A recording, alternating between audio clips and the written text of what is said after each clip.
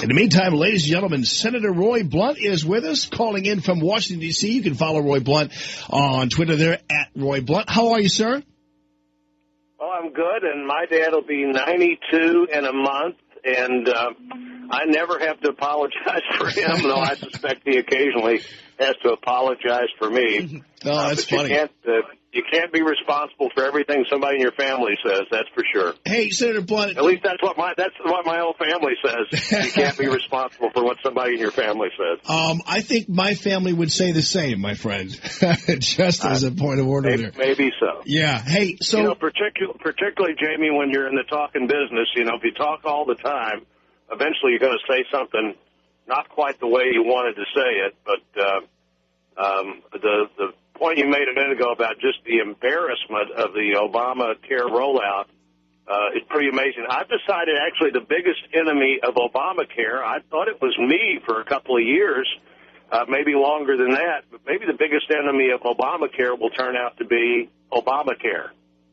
Yeah. The website will eventually work, and there'll be a time, I said at a news conference, the leadership news conference this week in the Senate, that there will be a time, I'm predicting, when the administration looks back for the good old days of the only thing they were trying to explain was the website, as opposed to how this program is now really going to work. I think the more people know about this, the less they're going to like it. And as I've said in your studio and on your program a lot of times, I'm convinced that there'll be more people 2 years from now that don't have insurance than didn't have insurance 2 years ago when this bill was beginning to pass. Now, Senator Blunt, there's a lot going on in what you just said there, but I'll take the last part first, where you talked about down the road there might be a lot more people without health care coverage. And I'm wondering, and I'm not much of a conspiracy theorist here, but, President Obama has been on the record as always supporting a single-payer system, a totally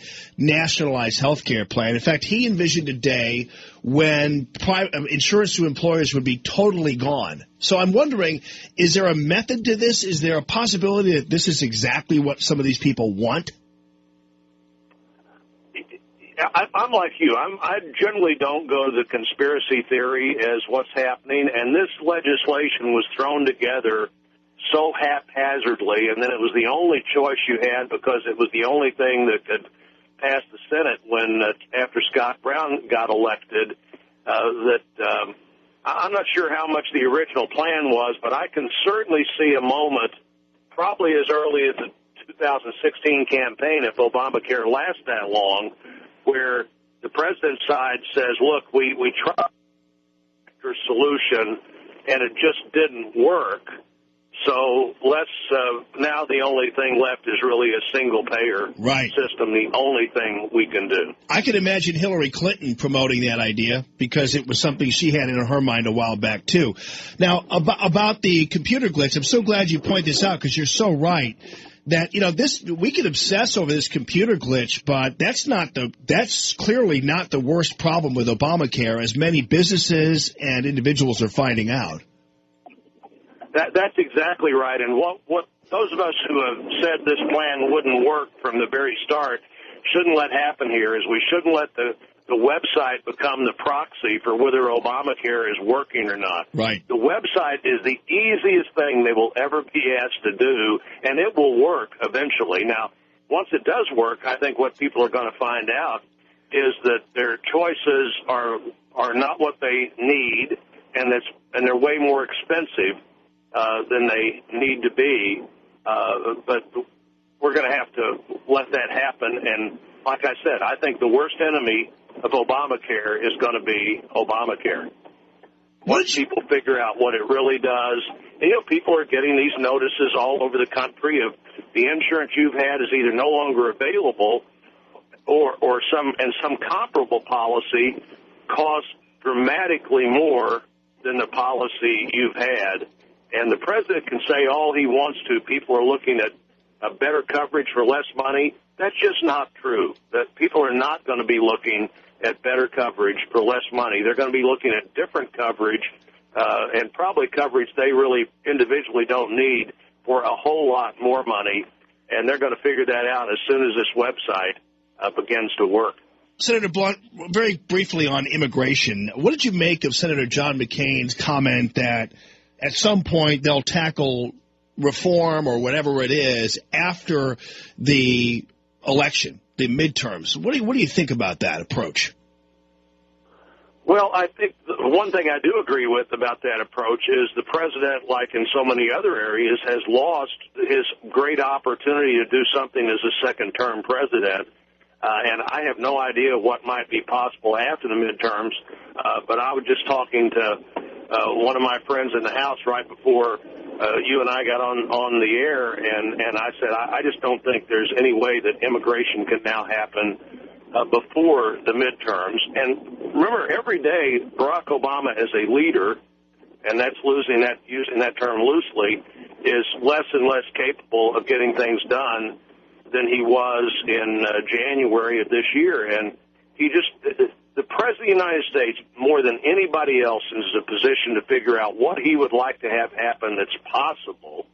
And President Obama has never been able to cross that line between what's possible and just giving the same speech he's given for years. And immigration is one of those topics where some things could happen and frankly, could happen better in individual pieces than in some big package. And the president just refuses to deal with these issues unless he gets everything he wants, and that's not going to happen. Yeah. All right. Well, Senator Blunt, thanks a lot for joining us this morning. And man, I'm talking to you I get the same feeling when I talk to Jim Talent, especially on this healthcare thing. It's like, man, you guys have been talking about this for God knows how long. You all have come up with solutions before that would have prevented us from having to need this monolithic monstrosity called Obamacare. And it just kind of is sad to know that you guys, because everybody says, well, Republicans never had an answer. It's like baloney. You guys have been fighting this battle for a long time, even when you were actually in the House. Absolutely. Jim Talent's idea of small business health plans or association health plans, buying across state lines, medical liability reform, more disclosure by health care providers, fair tax treatment no matter how you get your insurance. You shouldn't, if people that get it at work don't pay taxes on that benefit, you shouldn't have to pay taxes on the money you buy health insurance with. There were a handful of things that would have dramatically improved the very best health system in the world, and we're going down a path that is going to dismantle that health system, and I'm afraid more quickly than anybody believes. But it's good to hear you say again that there were alternatives out there. The idea the president had that you can either do what he wants to do or do nothing was what led us down this path. And there were easy things to do that would have made this good health care system work better, and it just didn't happen. Well, Senator Blunt, thanks for trying. That's for sure. I'm going to continue to try, and look forward to seeing you both in the studio soon and on the radio every chance we get. All right, my friend. Thanks for what you do, Jamie. Thank you, too, Senator Blunt. We'll follow you on Twitter, @Roy Blunt. Thanks, buddy. Allman.